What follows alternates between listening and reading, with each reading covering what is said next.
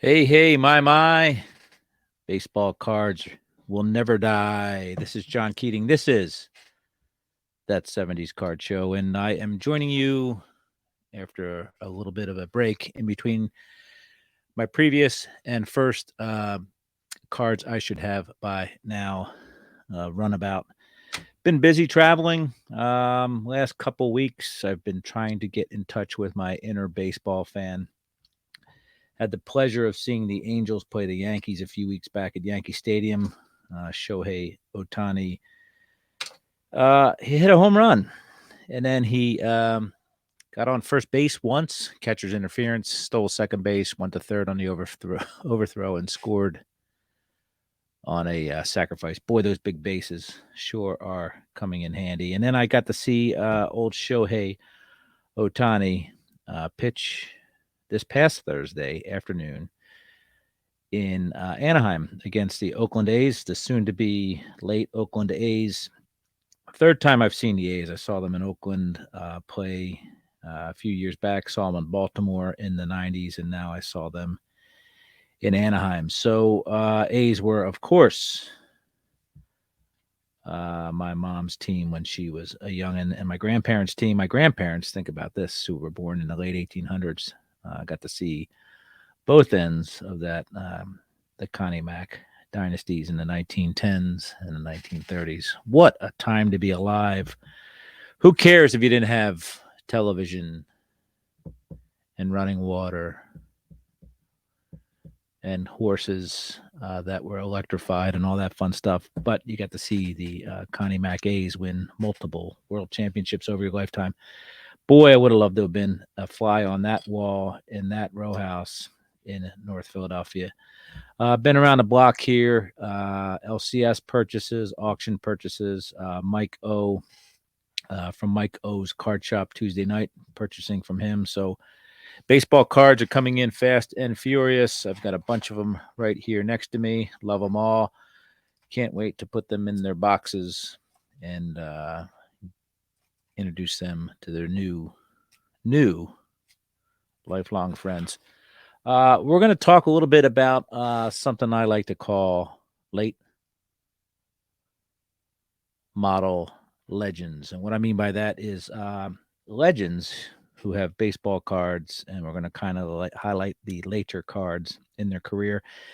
This first chap that we're going to talk about is kind of the inspiration. He's got a baseball card that doesn't quite fit what we think of as the young, robust slugger guy who hit long home runs everywhere. But that's kind of the inspiration for this little go around late model legends. We're going to talk about a guy named Harmon Killebrew, the killer, they call him. Yeah. So before we start with that, keep in mind here that one thing that drives me crazy is underrated, undervalued, underappreciated, all that fun stuff, especially when it comes to hobby. And we get it from outside the hobby as well. I get it from my kid who thinks he knows everything about sports, but then he needs to be schooled by the old man, letting him know that things happened in the athletic endeavors before 1997 when he was born. So education constantly going on. He educates me and I have to educate him. So underrated, undervalued, don't care. Everybody, I say, is always properly rated and properly valued. And Harmon Killebrew is one of those guys that pops up in the underrated, undervalued scheme of things. And Harmon kind of had a couple things going against him. Harmon was born in Idaho, out there in the middle of nowhere. Big kid, right? Almost 6 foot, 200 plus pounds. He could hit a home run a long way at a very young age. But, uh, June 29th, 1936, the fifth of the Killebrew children. And for some reason, he's a junior, even though he was the second boy. I don't understand how your fifth kid is the junior and your older brother is not the junior, but whatevs. Anyway, Harmon Killebrew was discovered in a very roundabout, interesting, unique way. And Harmon's got a couple of those little things attached to him in his career.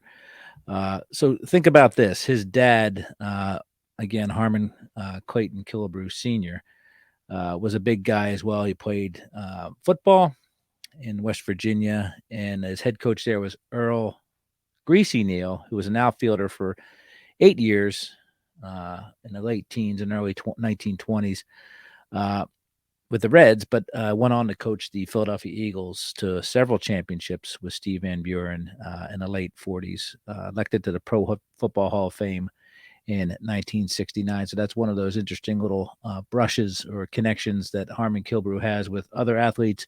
And I find the story of Harmon getting signed to be very interesting.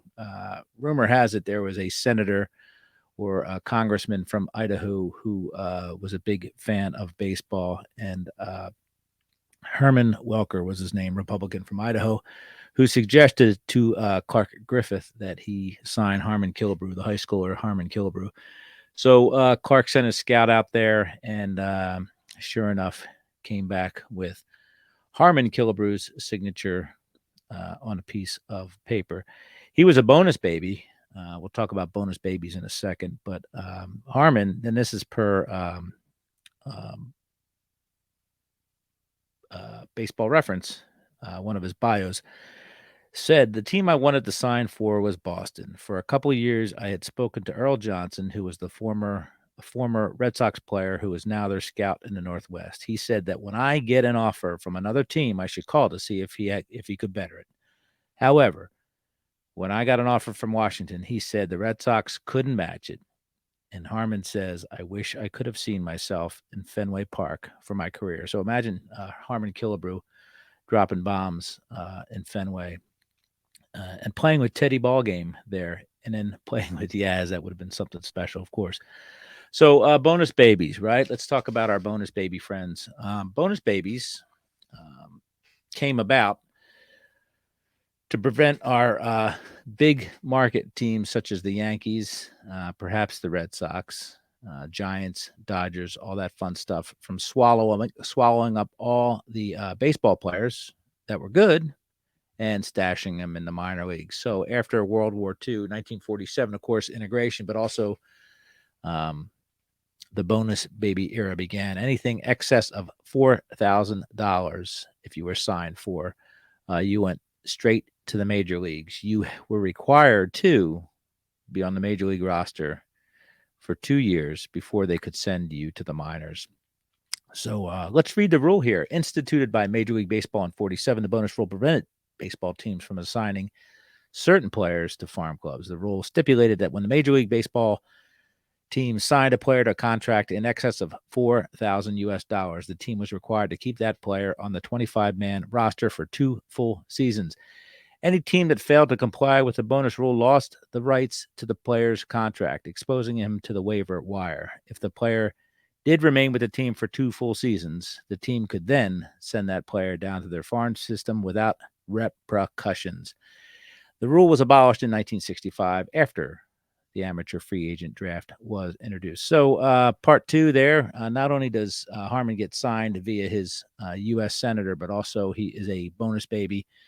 And that means he goes to the bench for a couple of years. And Harmon didn't play much when he first came up.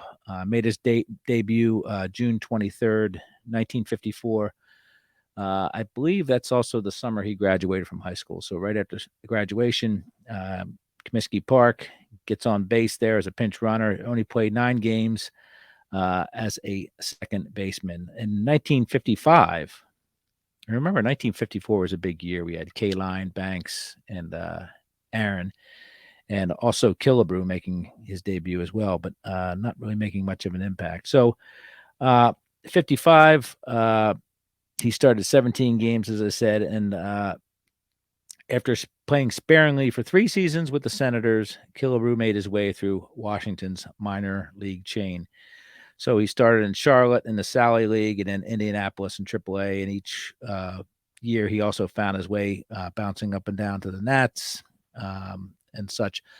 Keep in mind that the Nats were the Washington Nationals slash Senators. I believe their official name was the Nationals for many, many, many, many decades.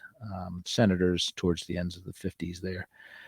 So I've always believed that Killebrew, and it's no secret, Harmon Killebrew suffered from a low batting average, but I'm a firm believer that the bonus baby system stunted his career, much like it did Sandy Koufax. Sandy Koufax didn't do much for the first half of his career, as we know.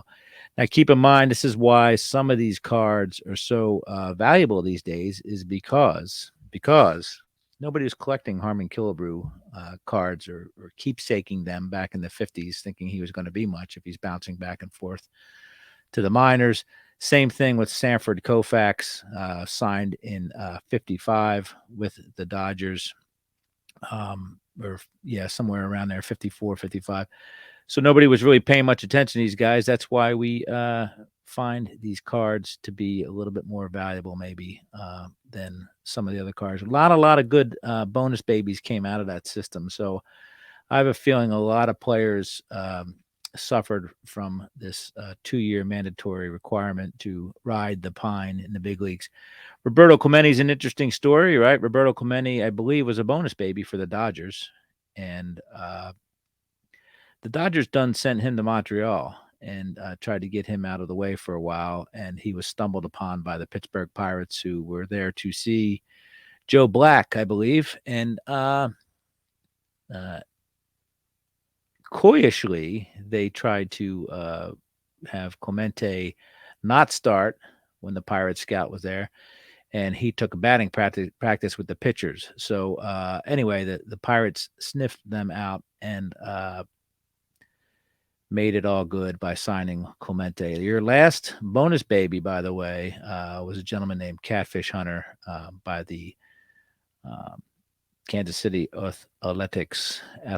Yeah, so he was the last bonus baby. The first one is considered Johnny Antonelli in 1948, signed for $65,000. Which is a lot more than what Killebrew.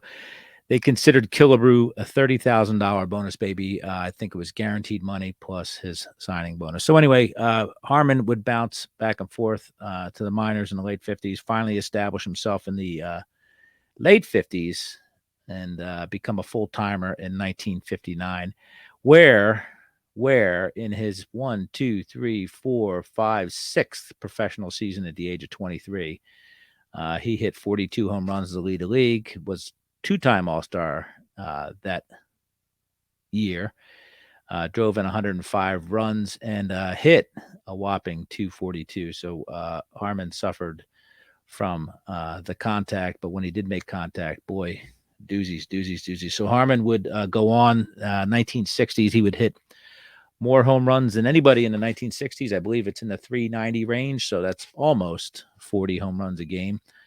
Have some great years in there. 46 home runs, 48 home runs, 45 home runs, 49 home runs, 44 home runs, and 49 home runs. So 1, 2, 3, 4, 5, 6 times he would hit 40 home runs in the 1960s. 1944, he would tie for the league. By the way, with 44 home runs with Carl Michael Yastrzemski.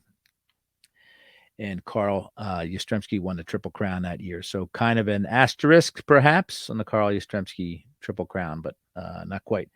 Biggest year for the killer, as they called him, 1969.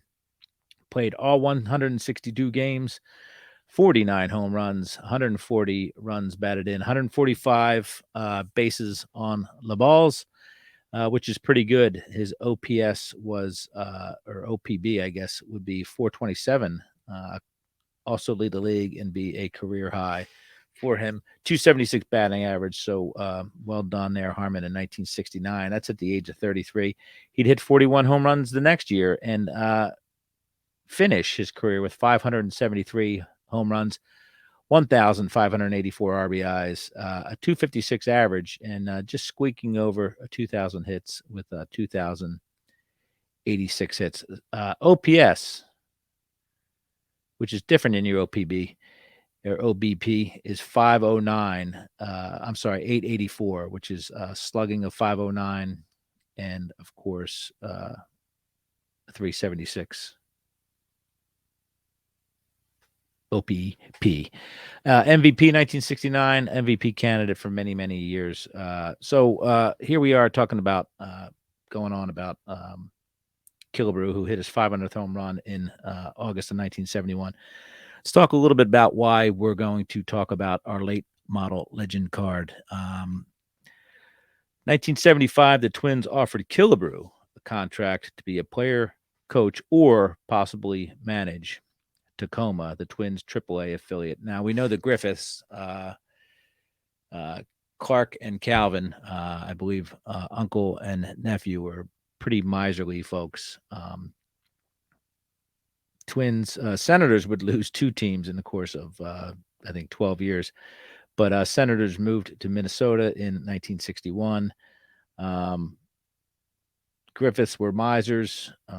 They didn't care. They weren't sentimental. And of course, their history of winning, right? Washington, we used to say, first in peace, first in war, last in the American League, something like that. So weren't very good at putting quality talent on the field. Walter Johnson, of course, I can think of Mickey Vernon, Harmon Killebrew, and I'm sure there were some others in there, but that's a pretty thin history over many, many, many decades. So anyway, Calvin Griffith is a Clark, one of the 2 Griffiths, the younger one, the nephew, offered this contract, and it was Calvin Griffith, it says. So Killebrew rejected the offer to go down to the minors as a player coach / possible manager. Owner Calvin Griffith replied, "Well, that's fine. If you would like to do that, you're welcome to call any other club or talk to any other ball club that you'd like to." So Killebrew obviously wanted to make everybody happy. His nickname defied his true temperament. Supposed to be a wonderful, wonderful man, good-natured, as they say, and everybody was worried that he was getting taken advantage of by Griffith. Let himself be used. He was Mr. Nice Guy, it says. So when the contract came, Killebrew didn't quibble too much with Griffith. He was paid well, but not overpaid. Jim Cott told Killebrew that when he stopped hitting home runs over the fence, the front office would forget how to spell his name.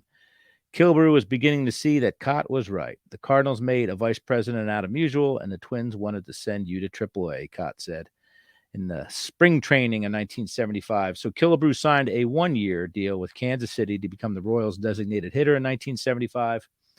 The Twins, squeaking all they could out of him, announced Harmon Killebrew Day for May 4th when the Royals visited. Attendance was dismal, 14,805 warm bodies.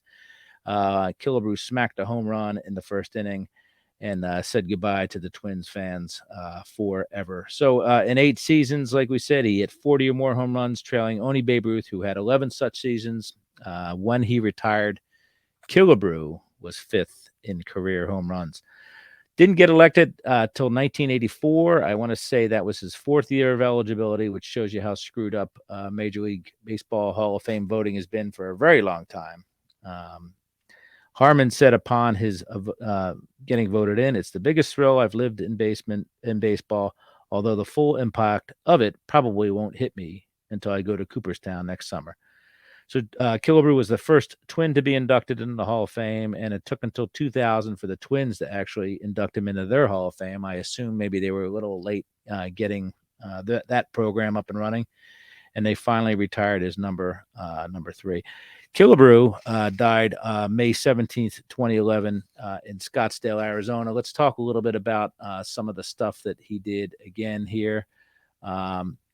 Some of his career highlights: 11-time AL All-Star, AL MVP, like we said, on-base percentage leader in 69, slugging percentage leader in 63, 6-time AL home run leader, 3-time RBI leader, 4-time bases on balls leader, 13-20 home run seasons, 10 30 home run seasons, 40 home run seasons. He did 8 times, 900 RBI seasons, and 2 100 runs scored season. He was a big bopper, that guy, but you know what? He wasn't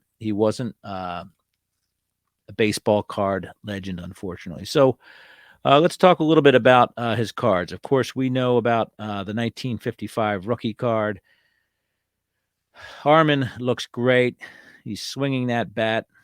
Young Harmon, probably in his teens when both of those pictures were taken, has the W on the cap that matches the W on the Nationals logo.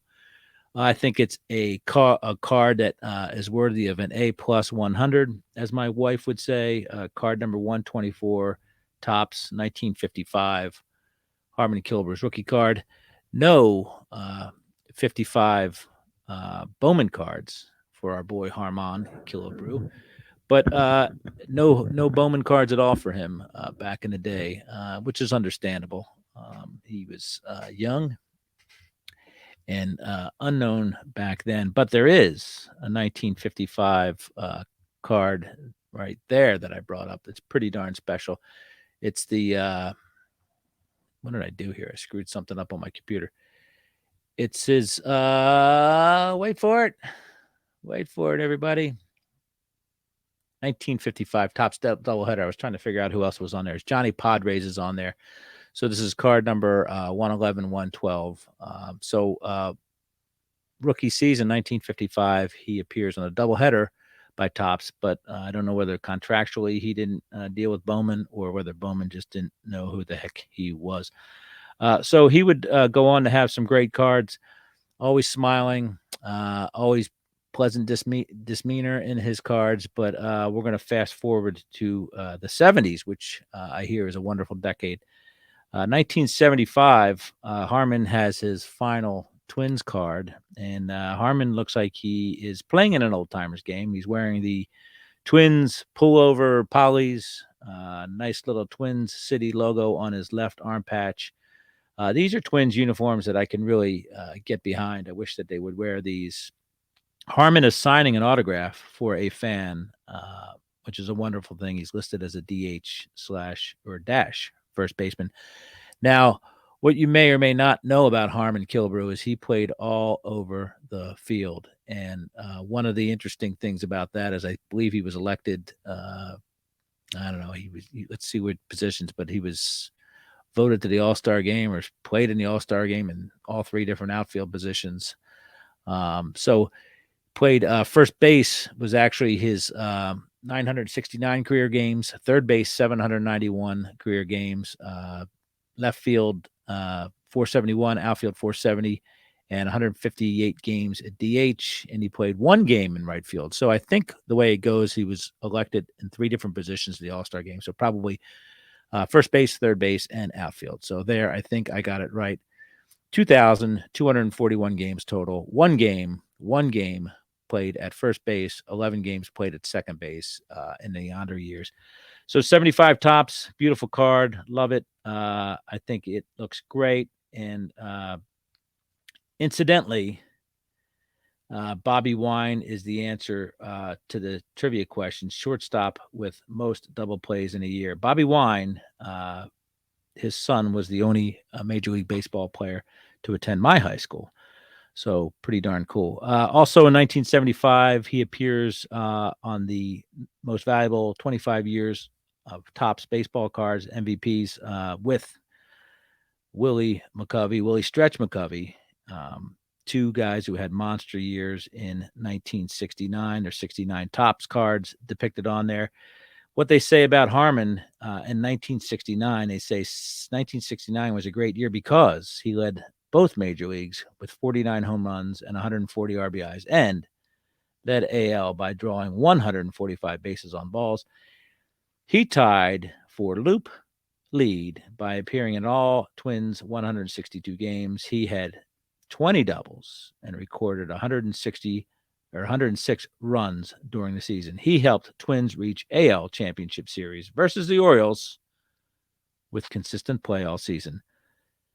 Had solid 276 average. So Harmon did bounce in and out of the postseason at times. 65, the Twins were pretty magical. Aliva, Cott, all that stuff. 69, 70, I think our boy Billy Martin may have shown up there to get involved in a couple of the ALCSs. Harmon batted 250 in postseason, uh, 3 total home runs in 3 different postseasons. So that's Harmon. Don't feel too bad for Harmon. He did get a taste of the postseason, as they say. So where are we? Where are we? Where are we? The inspiration for this little run of late model legends. This card, the 1975 or 76 SSPC. Harmon Killebrew is wearing a Kansas City Royals uniform, which is a tough pill for many people to swallow. Harmon Killebrew looks like he is too old to play in an old timers game at this point. So stress had really, or stress or years of baseball had really worn on him. He's fully gray, perhaps a little heavier than he should have been or would have been as a bonus baby, wearing the Kansas City Royals road uniform, powder blue, holding a bat, looking off into the yonder distance there, and he is at Shea Stadium where all these cards were taken, of course. This is the Kansas City Royals number 3 card. Let's talk about the designated hitter, 6 foot, 210 pounds, born 6/29/36. He bats right and he throws right. His name is Harmon Clayton Killebrew Jr. After completing his 22nd year as one of baseball's greatest sluggers, Harmon's career ended in 1975. So a post-mortem here for Harmon Killebrew. 21 of his 22 seasons were spent with Washington and then Minnesota, and his last with KC. He had 2,086 career hits, including 290 doubles, 24 triples, and 573 home runs to go with 1,584 RBIs in 2,435 games, and a career average of 256. You can just hear the wheels turning in Keith Olbermann's head when he is putting pen to paper. 6 times the AL's home run champ, 3 times its RBI leader, and once its MVP. He played at first, third, and in the outfield. He had 10 100 RBI seasons and 8 times topped 40 blasts in one season. Nicknamed Killer, he's a sure bet for the Hall of Fame. So, card number 163, Star SSPC 1975. Of course, this set is a fine set. Really starting to get some legs under it after nearly 50 years, becoming very popular with people of my age and my hairline. And just a wonderful, wonderful set. Little strange to see Harmon Killebrew, but I think in a Royals uniform, but we can kind of see that young boy glancing back at us from the 55 and 56 Topps baseball set with his whole career ahead of him. And then we have this guy with his whole career behind him at this point. So interestingly enough, it would not be his there's one other card in 1975, and that's a postcard, right? That's a postcard from the team set for the Kansas City Royals. Let me see what that one's called. I got it here somewhere. That I know. Anyway, Kansas City team postcard set is what I'm going to call it. It's the 1975 Kansas City Royals photo cards, 3.5 by 5-inch. Harmon Killebrew, designated hitter / dash infielder, Kansas City Royals. So if you have one of those with a facsimile signature, that would be pretty fun to whip out. One other thing about old Killer is if you go to the mall, and I'm a big mall guy, or used to be, you get to see the Harmon Killebrew chair suspended from the ceiling or bolted to the wall up there by the log flume, Camp Snoopy log flume or something like that. On June 3rd, 1967, Harmon hit a 520-foot home run, longest in Twins history, and it's memorialized forever by being bolted to the wall of a mall by the log flume in Bloomington, Minnesota. I never had a chance to go to the Bloomington Metropolitan Stadium there. Been to the arena that was there, but never quite made it to the stadium. Been to the Metrodome. Saw the Browns play the Sean Salisbury-led Vikings back in the winter of the fall of 1992. So that's that. That's Harmon Killebrew. Again, the card that make me sit up at night and think late model legends, Harmon Killebrew, SSPC 75 and or 76. go get yourself one of those. Might be hard to find. You might have to get the whole set. But anyway, I do have some fun things in my mind that I'd like to get out here eventually onto the YouTubes. Be patient with me. I have about 3 more weeks of college left, and then I believe I graduate. We'll see what happens. A lot of work going on. I've been back and forth and a few more trips ahead to California. Nationals coming up this summer. Looking forward to meeting people there, and Hobby Think Tank. I'm on there every 6 months, 7 months or so, whenever they run out of other people to talk to. So that's that. Stick around. If you haven't seen, I did a little live thing, Tuesday matinees last week, where I showed 75 highlight film, and it's true film, 16 millimeter from the Phillies 1975 season. Check that out on YouTube. Hit the live button over there, and you may see it.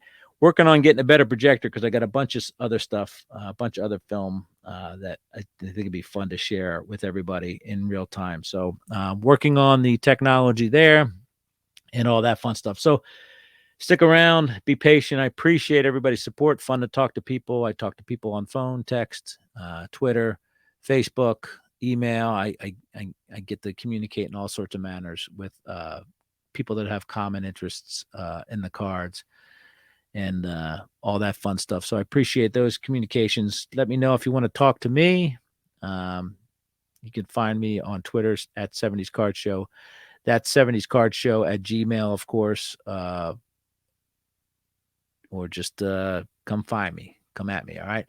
So take care, everybody. Thank you so much. Late Model Legends, round 1 is done.